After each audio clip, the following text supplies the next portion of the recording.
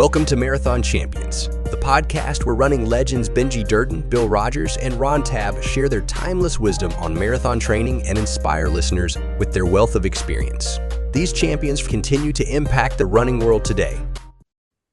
Is there anything you wished you had done other than maybe run a decent marathon? I liked experiences. We've talked on the other Zooms. Boston, I would have loved to just try Boston, even if I ran like crap, just because of it's Boston. But it's at a horrible time of year for me, because I was setting up for track meets, or even if I didn't want to run track in the summer road race, I just it was just at a bad time of year. I'd been out there. I saw you guys, what was it, 83? Yeah. When it was, I think wasn't it cold? Real cold. It was almost perfect conditions. But it was raining or something. It spit at us a little bit. It never really rained hard. I mean, I remember when Meyer passed me at the top of Heartbreak, it was spitting at us a little bit, and I said to him, "Well, we're going to get wet maybe, but at least we're going to have fast times." And which you did. Which we did, but then the rain quit. I was there working for ASIC, so my room actually was looking right down the finish. Like I was on the third story, and I was looking right down the finish. I had great seats. It's just amazing to watch that. So I'd go out to Boston. I went out there I think 3 or 4 times just to be there. But if there's one that I wish that whether I ran fast or not, just to say that I ran Boston, even if I had to drop out. Which was a pretty common occurrence for me in marathons. I got more rides than police cars back to the finish line for the top marathons. I can tell you what New York cop cars are like, LA cop cars are like. So what are you guys looking forward to in a couple of weeks at what are you interested mostly in seeing on the track, and a couple of weeks at the Olympics? Men's 400 hurdles. I think that's going to be really good. Obviously, women's 800. Yes. There's certainly after been this weekend. Yeah. Did you see those? We had yesterday we spent the day wine tasting and had dinner with Dwight and Linda Stones, and he pulled up on his phone, and that was the topic of conversation during dinner. Unbelievable. Ruth's an 800-meter runner, even though she did well at 15. That was her first love. And so that one, there's certainly been a changing of the guards in some of the women's events. So looking forward to that. And then we've got Michael Norman's from this area. Yeah. And so he looked pretty good in the trials, although he struggled in the final. But he looked more relaxed than he has been in a few years. So this could be his year. Not sure. How about you guys? What are you looking for? Well, I think the 1500 is going to be interesting. On paper, Ingebrigtsen is the one to watch, but the two Brits are it's going to be interesting. I mean, it is going to be, and actually the women's 1500, I don't think Kipyegon's going to be beat, but yeah, you just don't know. I mean, on any given day, especially since almost all the things we've seen up to now, well, our trials weren't like this, but all the other races are just a one-off race. So then you throw in, rounds, and it changes the nature of the event. I think a lot of people get that. The rounds, and they've got to run legit. That idea in the first round that you just like mosey on through, at that level, some of them were in the trials in the first round, nobody got eliminated. Just for seeding in the semis. But now they're going to have to run legit races each time. And that definitely is a whole different puts a whole new spin on what they're going to have to do. Yeah, the men's 1500. Well, you guys didn't come out to Runners United, which was last week, And but Gregorio came out and he talked to Steve Cram, and Cram said Ingebrigtsen, everybody thinks the Brits are going to take him, but I think what was it, pre-meet was that was his debut for the season. So he said, you watch what he's ready to do, and that's coming from Steve Cram. Yeah, yeah, I mean, the fact that he ran so fast, it's hard to believe he'll lose. But when you got more than one race, things happen. I mean, he could get injured. I mean, that's a possibility. And the 800, it's even crazier. I mean, just people talk about how they're going to run all these fast times. The 800, they got to get to the final before they can run those fast times. Well, Tom Sturrock pointed out, Ruth didn't always have a good final. In fact, a lot of times she was, towards the back of the pack and stuff. But he pointed out Ruth ran the trials in 76, 80, she was injured, 84, 88, 92, and 96. And the world championships and all that. And he pointed out, other than her first race was the 1500 in 72, I'm sorry, 76. Other than that, she didn't make the final, but she made the final in every trials race, every national championship race, every Olympic race, and every and the world championship. She never didn't make it through to the final. Didn't always have, finals weren't always what she wanted to do, but she was a really, really good heat runner, there's a whole different psychology to that. I don't know if you guys ever had to run heats, but woof. It's pretty brutal. I did actually. I in college I was 800-meter specialist for relays, and we'd run 2 rounds. And 2-mile relay, I'd run an 800 and then come back the next day and run another 800. One weekend I ran 4 800s. I ran the distance medley and the 2-mile relay. What was your 800 PR? 156. With That's 49 shocking. seconds. Yeah, well, that doesn't even make I had that doesn't bad even, coaching. it doesn't even make sense. That's not even coaching. It's just well, yeah, but if I ran 50 miles a week, 40 of it was speed. I had no aerobic base. 156. That doesn't even make and that was indoors. Yeah, that doesn't even make sense. Well, I ran 153, and I didn't have that kind of speed. But I hardly ever ran. In fact, I don't remember, other than indoors, running an open 800. I was running 800s in relays, and so I may have run faster than that in a relay. God, would it not be nice knowing back then what we know today? Oh yeah, yeah. Yeah, we would have. I daydream about that every now and then, but it wasn't to be. I don't know if I'd run decent times on the track, would I have ever run a 209 marathon? I might not have so. Be a marathon. You may have run faster. I may have. I mean, that's all possible. But my point is, I may not have been motivated to run the marathon. Well, that had if I'd run 27:50. If you're running under 28 for 10K, you probably would have made the transition to the marathon much later in your. Yeah, and it might have been too late. Although my best marathon, I was almost 32. So, I was a late bloomer. I'll give you that. Isn't that what makes one of the things that makes an elite athlete an elite athlete? There's something more you could always do. I'll be 68 in a month or 2 months. I look back and I think, I wish I would have done this. I should have tried this. 40 years after I retired.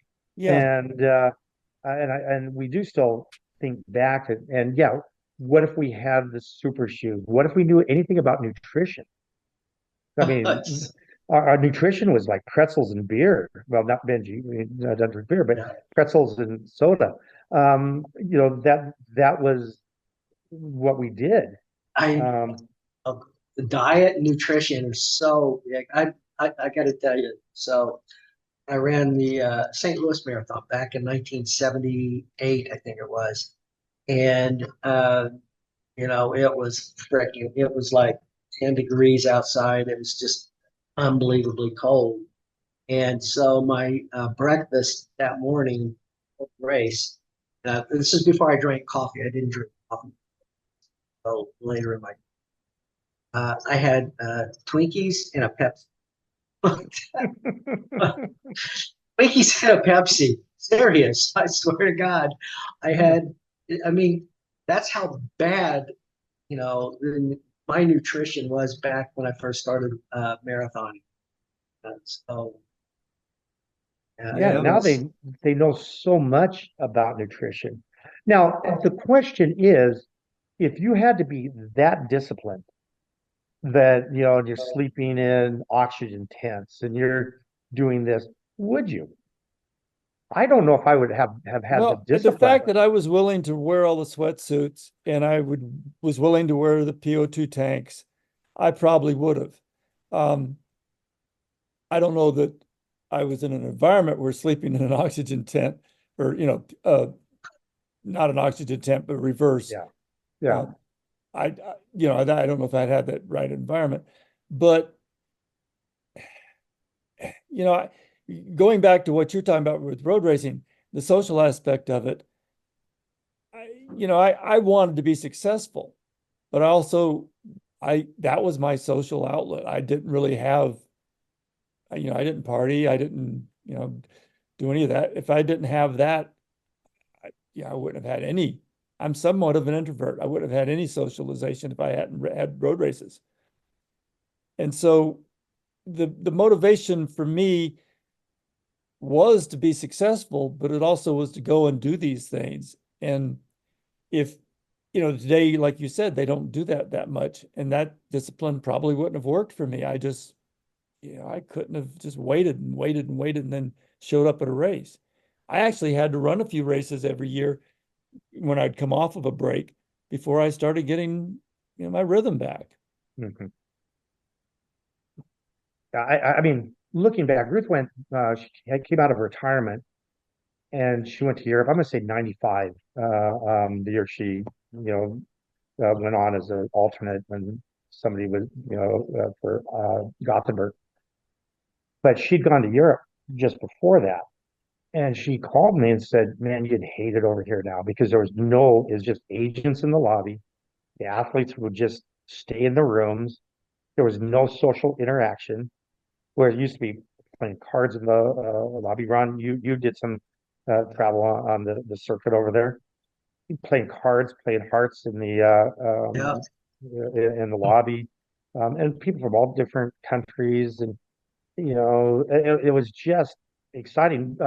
Mike Pinocchi, we were talking one time when my parents were still alive, and I was down in Vegas, and so we went out and got a couple of drinks, and he said, we were like barnstormers.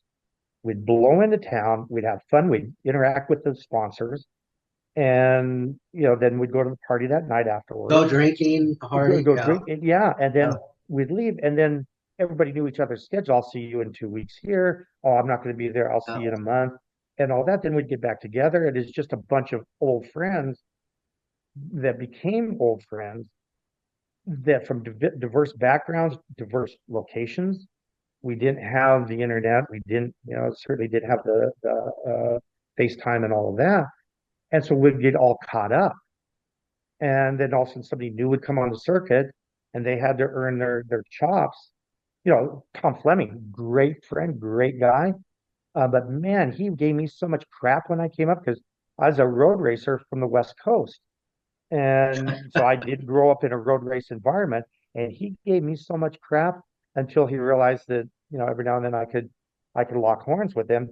And then I learned stuff from every one of you guys, all the way, I cherished getting to pick up ideas, and that's gone. I don't see that happening. Yeah, I mean, you talk about, the social aspect of it. I mean, in Oslo, because that was a memorable trip. And, I remember, because I was following Mary and, at the, in one of the hotels where we were staying there, having a beer with Steve Ovett. I mean, Yeah. getting to meet Steve Ovett, I mean, it's just incredible because he was so. I mean, he was just you don't see that anymore. You wouldn't have that opportunity. No. To hang out with such an elite athlete like that because the agent would be there. There'd be, I went back to the Olympic trials up in Orlando back in February, and the environment is so much different than Benji. When we were in Buffalo for the Olympic trials, the environment, if you remember back then, I don't know, we were playing like Tom said, we were in the lobby playing cards and playing poker, and we weren't really. It was just a whole different situation than it is today. We had fun. We all got along, and we learned also. That was the other thing. We talked about what do you like we're doing right now. We talked about our training. What are you doing back in Texas, or what are you doing down in Georgia, training wise? Of course, there was a bit of exaggeration / lying going on too. What's that? People didn't give you the entire truth when they told you about their training. Oh yeah, well that's it. I mean, you would hear stories about Tom Fleming running, 180 miles, or Gary was running 200 plus miles. Bjorklund. Who knew exactly who was telling the truth? But yeah, I do know that a good friend of mine, Mike Caldwell, lived down in Gainesville when the Florida Track Club was, Jack Batchelor and Frank and others were doing their stuff. And he figured out by riding around with a bike and a cyclometer on it that they were probably exaggerating about 10% on average. Of course, we didn't have, Garmin's, and people did, and they would run known loops, but they would exaggerate the loops. I mean, Galloway and I ran together a few times, and he had a 10-mile loop that might have been 15K. But who cares? I mean, the body doesn't know distance. It knows effort and time. And it doesn't care how far you've run. It cares how hard you've run for how long. Well, you look back, you talked about Oslo. Now, I knew Steve Ovett, kind of, but I got third or fourth in the 3000 there, which for me, I mean, the gun went off and all I did was hang on for dear life. I mean, we went through it, God, 412, something like that. And I did well. But the track then, the stadium, it's a different stadium now. The track was a 6-lane track in a bowl. So it sounded like one of the NASCAR races on the short track. It was so loud. And Ovett came up, he goes, "This is your first time here?" And I go, "Yeah." He goes, and he was the master of Bislett.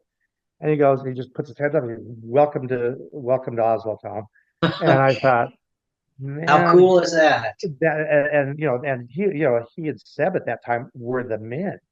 And it was great. I don't see that they have that now. It's all agents and all that. Exactly. And I mean, on our first anniversary, we got married at the Honolulu Marathon, and our first anniversary, we were over there, and actually, Ron was the first non-family member to congratulate me. We went out to the beach the day after, and Ron and Mary happened to be at the same place, and he goes, "Congratulations." Mary goes, "Oh, what's that all about?" "Oh, they got married yesterday." And then, "Oh, congrats," and that's it. A year later, I see Ron and on down by the Ilokai, and you yelled out, said, went over to talking. We at that point didn't get along that well, and Barrett Hatch said, "Yeah, Mary and I are we've split." And that trip was so much fun because you and I forget who the girl you were with then, or try to get with from San Francisco. We spent the whole Eileen Cloggis. That's it. We spent the whole week like doing everything from the North Shore. We just had a blast. That was one of our favorite trips that we ever went on.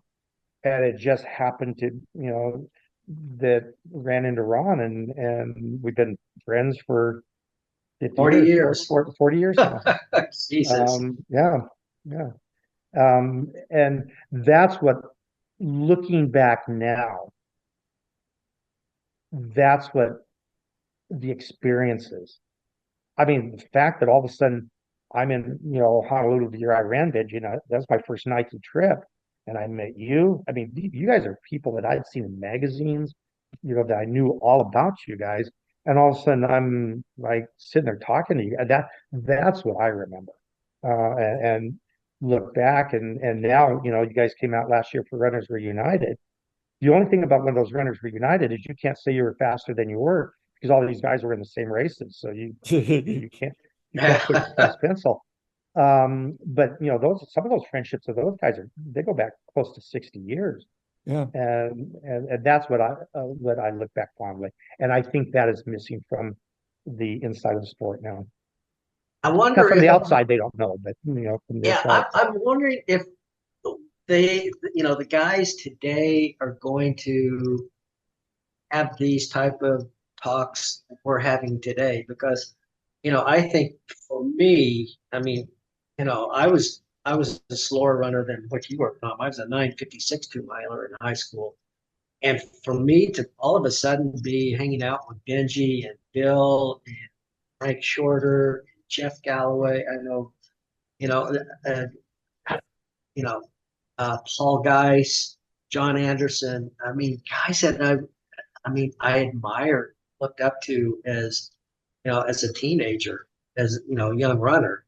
And when, I mean, Benji and I were definitely rivals, like, against each other. And now I consider Benji one of my best friends, but from a competitor's standpoint, we were, you know, uh, I mean, we were just extremely competitive against one another. So, but today we get to talk about the old days, get to talk about the old time, share our experiences, our thoughts.